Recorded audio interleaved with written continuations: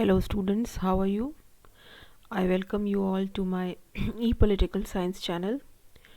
Today I am going to discuss with you previous year's questions. That is part 2 discussion on questions on introduction to political theory. So this series is in continuation with the earlier series which I had brought with you all on introduction to political theory.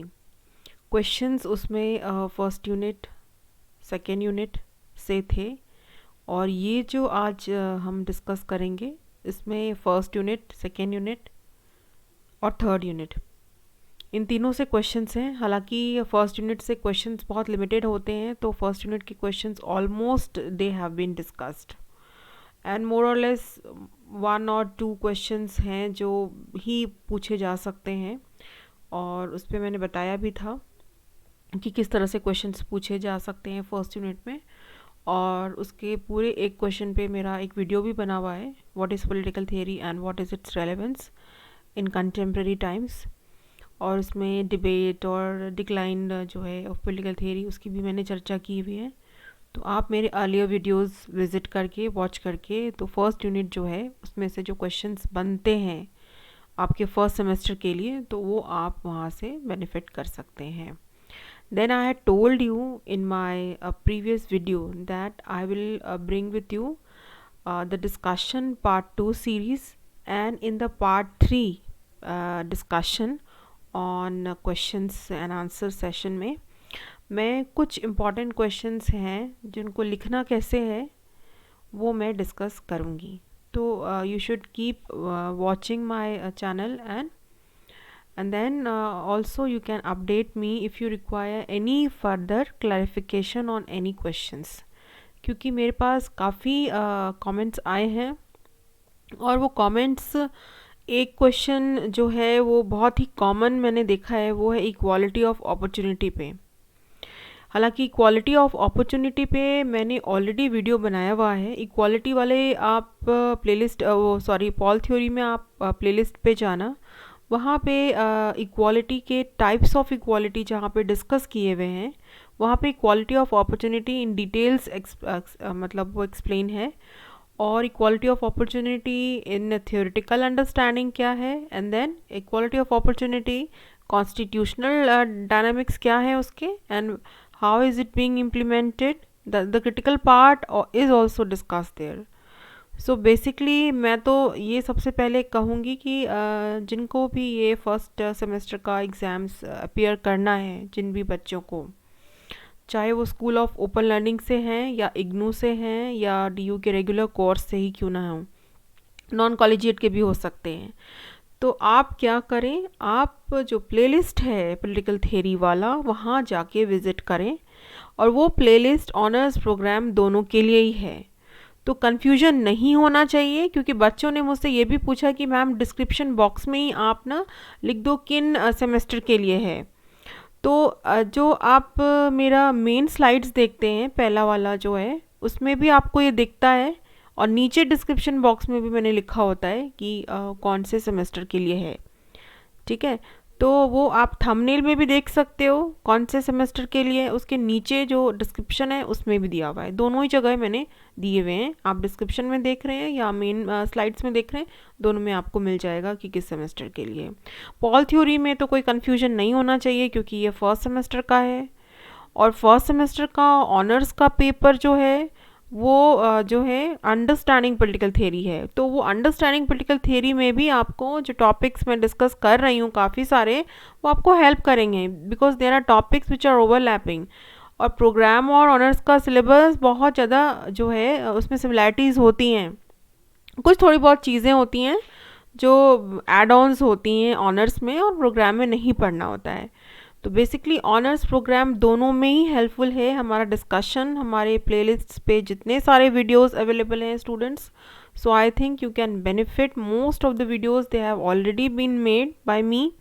और सारा जो syllabus का है उसमें सारा mostly covered है। First unit cover हो गया है, सेकेंड भी कवर कर चुकी हूँ मैं, and third unit is also being covered there, जिसमें से सेंसरशिप वाला डिबेट्स जो है और उसके बाद प्रोटेक्टिव डिस्क्रिमिनेशन पे भी मैंने बनाए हुए हैं, और फेमिनिज़म पे काफ़ी हद तक मैंने critique to John Rawls theory में फेमिनिस्ट का जो क्रिटिक है वो कवर किया है।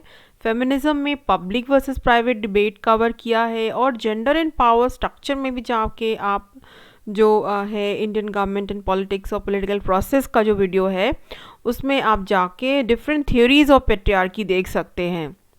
डिफरेंट थ्योरीज ऑफ पेट्रियार्की में एक्चुअली आपको आइडिया लग जाएगा कि कितने वेव्स हैं फेमिनिज्म के, सेक्स और जेंडर के बीच में क्या डिबेट चल रहा है। क्योंकि अभी मैं जो क्वेश्चंस डिस्कस करने वाली हूँ उस क्वेश्चन में एक इम्पॉर्टेंट क्वेश्चन में ये भी है सेक्स और जेंडर के बीच के जो डिबेट है उसको आप डिस्कस करें।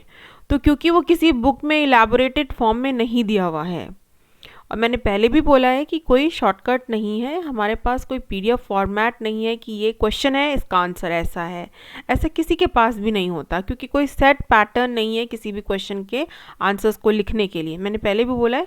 और लिखना हमें कैसे स्ट्रैटेजिकली हम प्लान करते हैं, वो स्ट्रैटेजिकली प्लानिंग को कैसे हमें करना है, किन बातों को ध्यान रखना है, इस सारी बातों को हम यहाँ डिस्कस करते हैं। और जो आपसे मिस भी हो जाता है वो आप हम मुझसे पूछ सकते हो कमेंट सेक्शन में, और मैं रिप्लाई जो है बहुत ही मतलब जल्दी करती हूँ। ऐसा भी नहीं है कि you have to wait for long, because since you all are not live to me, और लाइव कोई मैं इस तरह का कोई कुछ अभी शुरुआत नहीं किया है मैंने, तो आप इसको ही एक लाइव समझिए जो हमारा डिस्कशन होता है, और जैसे आप बने रहते हैं वो लाइव ही है। और जैसे ही मुझे आपका कोई भी डाउट्स, कोई भी क्वेरी मेरे पास आती है तो मैं बहुत ही जल्दी में उसको रिप्लाई करती हूँ, क्योंकि आपको भी एग्ज़ाम्स देना है और आपको भी काफ़ी सारी चीज़ें होंगी जो आपके अंदर चल रही होंगी। You must be apprehensive of many things, so don't be apprehensive of many things, and you should relax and give your exams very honestly and sincerely. So let us begin with our today's part 2 discussion on previous year's questions. Okay earlier अगर जो हमारा हुआ है discussion उसमें कोई doubts है आपको तो आप पूछ सकते हैं, और मैं फिर आपको मैंने बताया है कि मैं रिस्पॉन्ड करती हूँ, और आपने देखा भी होगा इस बात को, तो that you can do. So let us begin with today's second unit से मैं कर रही हूँ, क्योंकि फर्स्ट यूनिट में मैंने बोल दिया है कि बहुत ही छोटा सिलेबस है फर्स्ट यूनिट का, और सिर्फ उसमें political, what is political theory and what is it's relevance, यही है प्रोग्राम में। तो उसमें 2 या 3 से क्वेश्चन ज़्यादा बनते भी नहीं हैं, और वही क्वेश्चन भी अगर आप कर लेते हैं तो मोर देन इनफ है। ठीक है, अब हम सेकेंड यूनिट में आते हैं। ये क्वेश्चन मैंने अभी बोला आपके साथ कि what do you understand by equality of opportunity, समानता के अवसर से आप क्या समझते हैं। ये बहुत इंपॉर्टेंट क्वेश्चन है, और ये टाइप्स ऑफ इक्वालिटी में मैंने कवर भी किया है। कैसे आंसर इसको अटेम्प्ट कैसे करना है, you have to first define what is equality exactly, क्योंकि इसमें सबसे पहले आप देखिए इक्वालिटी जो है वो आपको समझाना है, क्योंकि ये टाइप्स ऑफ इक्वालिटी का एक पार्ट है। तो समानता क्या है आप थ्योरेटिकली उसे समझाएं, आपको स्कॉलर्स के डेफिनेशंस भी दे सकते हैं। ठीक है, मैंने बताया था रोनाल्ड डॉर्किन हैं, बहुत सारे स्कॉलर्स हैं जिन्होंने इक्वालिटी के बारे में अपने डेफिनेशंस दिए हैं, तो उन सारे जो स्कॉलर्स हैं उनको आप लिख सकते हैं इसमें। और इक्वालिटी ऑफ अपॉर्चुनिटी में जब एक बार आप डेफिनेशंस देते हैं उसके बाद आप उसको डिस्क्राइब करेंगे कि इक्वालिटी ऑफ अपॉर्चुनिटी का मतलब क्या होता है। Basically it is about the formal equality, कि जहाँ पे कोई भी डिस्क्रिमिनेशन नहीं होता है, और सरकार हो चाहे हम बात करते हैं पॉलिसी प्रोग्रामर्स की, या किसी भी लेवल के भी जो भी लोग हैं जो एग्ज़ाम्स कंडक्ट कराते हैं या एम्प्लॉयमेंट अपॉर्चुनिटीज़ अवेल करवाते हैं, वो किसी भी तरह से कोई भी डिस्क्रिमिनेशन नहीं करते। तो एक तरह से ये फॉर्मल इक्वालिटी है जहाँ पे विदाउट एनी डिस्क्रिमिनेशन आपको जो है आपकी जो आप डिज़र्व करते हैं आपके टैलेंट को ध्यान में रखते हुए, और सबको इक्वल अपॉर्चुनिटी दी जाती है। तो बेसिकली ये जो अपॉर्चुनिटी देने की बात है, यहाँ पे कोई डिस्क्रिमिनेशन नहीं है, और अलग से कोई प्रिविलेजेस की बात एज सच फॉर्मल इक्वालिटी में नहीं की गई है। पर जब हम इसके लिमिटेशंस को देखेंगे तो संविधान में आर्टिकल 16 में आपने 16 को भी देखा होगा। 16 में क्या लिखा हुआ है, 16 क्लॉज 3 में क्या है, 16 क्लॉज 4 में क्या है, कि उसमें भी प्रिविलेजेस की बात की गई है, एम्प्लॉयमेंट में जो है या एजुकेशन में रिजर्वेशन की बात की गई है। तो दैट मीन्स कि इनफॉर्मल इक्वालिटी हम डिस्क्रिमिनेशन कर रहे हैं यहाँ पे, तो ये इसका लिमिटेशंस है। तो दैट मीन्स कि equality of opportunity is not implemented in totality.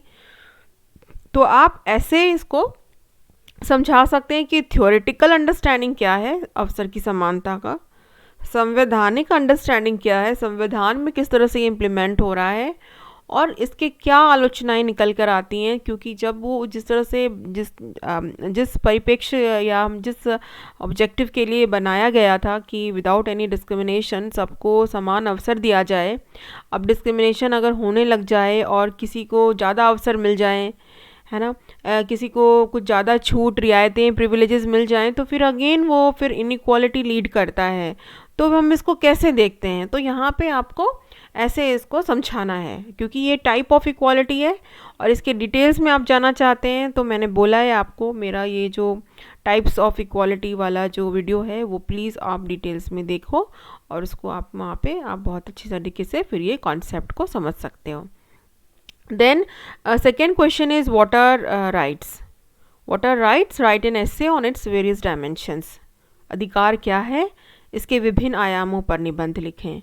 तो जब इस तरह के क्वेश्चन आते हैं, किस तरह के, जैसे एक लॉन्ग क्वेश्चन में 2 सब डिवीज़न है, ये बहुत ध्यान रखने की ज़रूरत है स्टूडेंट्स कि जैसे ही क्वेश्चन डिवाइडेड होता है वैसे ही मार्क्स डिवाइडेड हो जाते हैं।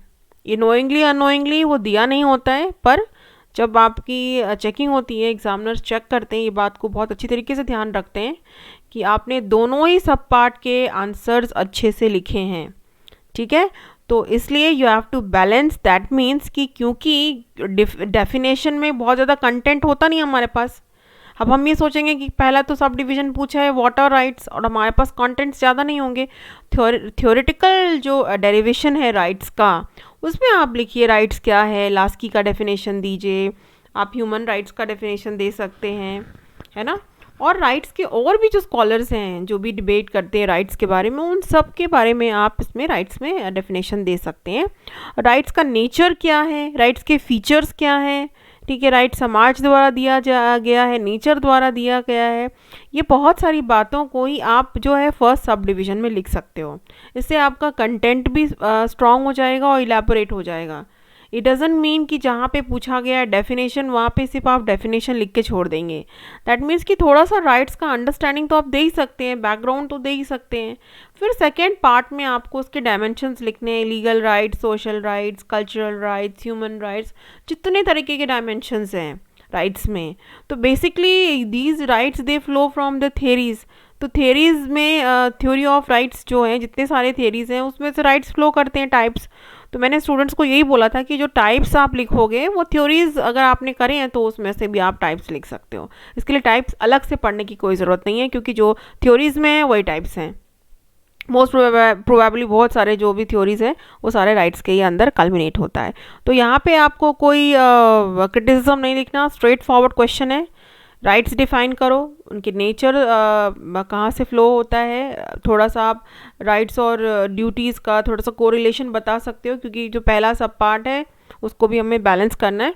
फिर उसके बाद आप स्ट्रेट फॉरवर्ड जो है डायमेंशंस पे आ जाओ कि कितने तरीके के डायमेंशंस है राइट्स के।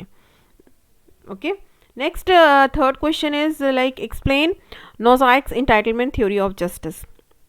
Okay, so Nozick's entitlement theory of justice, though it में साउंड थोड़ा डिफिकल्ट साउंड करता होगा, नोज़ाइक के न्याय के अधिकार सिद्धांत की व्याख्या करें, थोड़ा डिफिकल्ट साउंड करता है, पर क्योंकि इस पे भी वीडियो बने हुए हैं, नोज़ाइक की एंटाइटलमेंट थ्योरी, या हम कहते हैं पात्रता का सिद्धांत या हकदार सिद्धांत भी हम इसे कहते हैं न्याय का। तो ये जॉन रॉल्स के सिद्धांत का क्रिटिक है, रॉबर्ट नोज़ाइक का जो एंटाइटलमेंट थ्योरी ऑफ जस्टिस है। तो I would suggest that if you are, अगर तो आप जस्टिस पढ़ के जा रहे हो एग्ज़ाम पॉइंट ऑफ व्यू से, या फिर आप ओबी का एग्ज़ाम देना है, तो आपने तो वैसे भी थोड़ा बहुत तो देखेंगे ही आप, कंटेंट जो है सारा कुछ तो याद करके बच्चे अपलोड करते नहीं हैं। तो even though you are writing an ओबी, ये ज़रूर क्लियर होना चाहिए आपको कि नोज़ाइक की थ्योरी ऑफ एंटाइटलमेंट क्या है, उसमें क्या लिखना है, ठीक है। वेग आइडिया नहीं होना चाहिए और कहीं से कुछ भी मत लिखो, क्योंकि जो अनक्लियर होता है वो पहले तो आपको भी क्लियर नहीं होता, और फिर वो जब आप आंसर फॉर्म में लिखते हो तो वैसे भी काफ़ी कन्फ्यूजन होता है। तो इस पर भी वीडियो बना हुआ है Nozick's entitlement theory of justice पे। तो if you want to attempt this question, इसको आप लिखना चाहोगे एग्ज़ाम में, अगर आता है तो अपलोड करना चाहोगे, तो आप प्लीज़ फिर ये क्वेश्चन को जाके वो विजिट कर सकते हो और फिर ये इस पे क्वेश्चन बना सकते हो। देन जो हमारा नेक्स्ट है वो है third unit, what is protective discrimination, does it violate the principle of fairness. सुरक्षात्मक भेदभाव से क्या अभिप्राय है, क्या यह निष्पक्षता के सिद्धांत का उल्लंघन करता है। ठीक है, तो इस पर भी मैंने वीडियो बनाए हुए हैं, तो आप जाके इसको जो है प्रोटेक्टिव डिस्क्रिमिनेशन पे काफ़ी इलेबोरेट फॉर्म पे वीडियो है, तो you can go visit and look into the details of the video, क्योंकि उसमें स्लाइड्स में भी काफ़ी इलेबोरेट तरीके से मैंने समझाया है।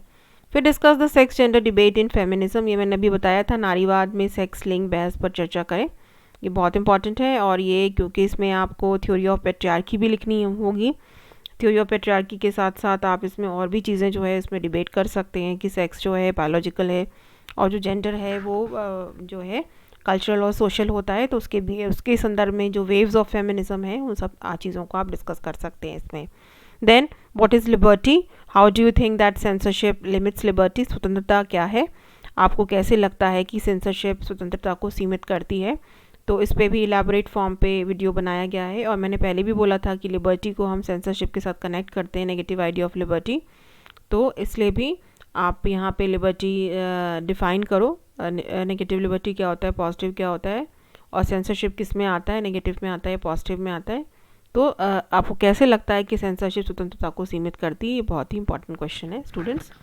सो I hope we had good discussion on the questions that are being asked, और जो आने वाले हैं आपके इन फ्यूचर में भी पॉल थ्योरी में।